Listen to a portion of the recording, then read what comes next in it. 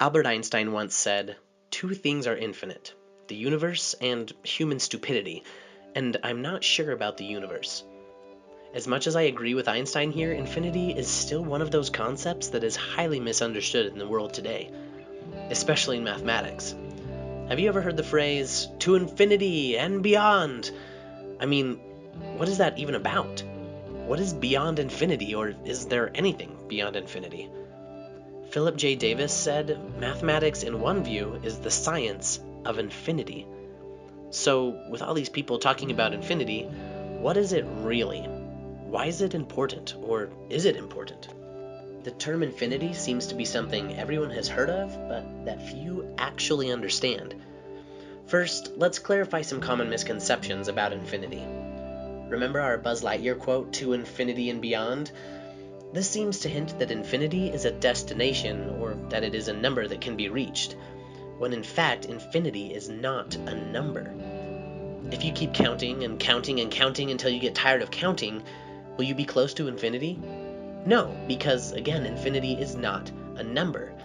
Infinity doesn't change, infinity doesn't get bigger, it doesn't grow, it just is. Infinity is the concept that helps us to try to conceptualize things that don't end, that have no bound. Let's look at a couple examples to wrap our minds around this. If you've ever taken a reasonably advanced mathematics class, you've probably heard about limits. Ever heard a teacher say, "the limit as x approaches infinity"? I definitely have, but do you see what's wrong with that statement? X can't approach infinity because infinity is not something that can be approached. Rather, we should say the limit as x becomes infinite, implying that x is getting bigger without bound. Have you ever heard of the point at infinity used by artists? In the 1500s, artists started using a vanishing point in their paintings, giving their painting a three-dimensional type look. The elements in the painting would be constructed such that it looked like they were disappearing towards that point. Consider, as an example, standing on an infinitely straight road in the desert.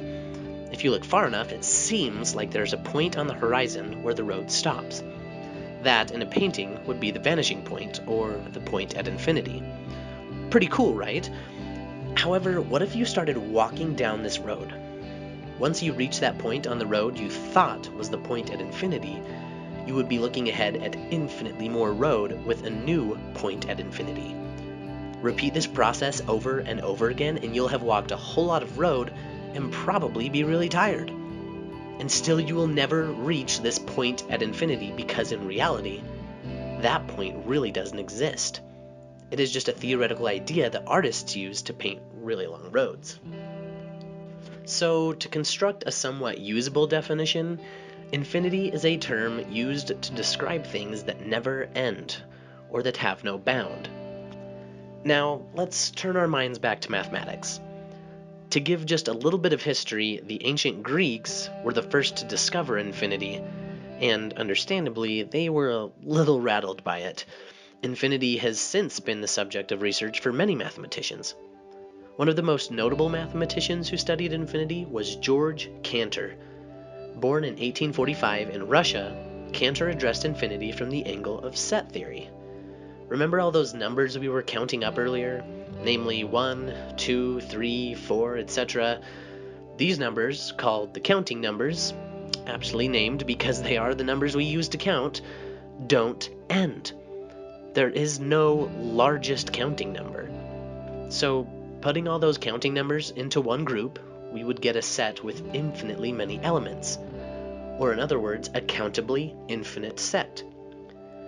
Cantor described the number of elements in this set, or as mathematicians like to say, the cardinality of the set, using the first letter of the Hebrew alphabet, the cardinality being Aleph Null.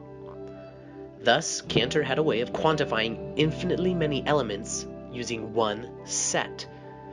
Quantifying infinities in this finite manner has been extremely useful for mathematicians throughout the years. So, if the quantity of counting numbers is Aleph Null, what might be the quantity of other sets of numbers, say the irrational numbers? Are there some infinities that are bigger than other infinities? Well, that, my friends, is a question for another time. So, next time you hear Buzz shout out to infinity and beyond, think about what that means and convince yourself that Buzz isn't ever going to get there.